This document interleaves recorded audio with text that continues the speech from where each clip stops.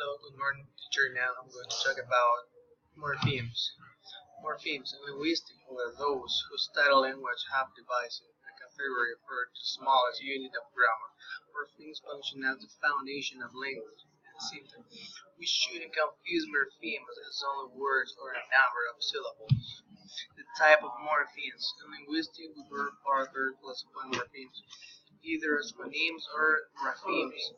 Morphemes are the smallest unit of grammar recognizable by sound. Graphemes are the smallest unit of written language. Non-perishable is comprised of three verbiage, non-perish and able. It actually has five syllables though, which is a good example of why morpheme syllables are not synonymous. None is an example of a prefix or morpheme that precedes base morpheme. Pres is an example of a base morpheme, as it gives the word its essential meaning. Able is an example of a suffix or a morpheme attached prior to or following the base that cannot function indefinitely as a word.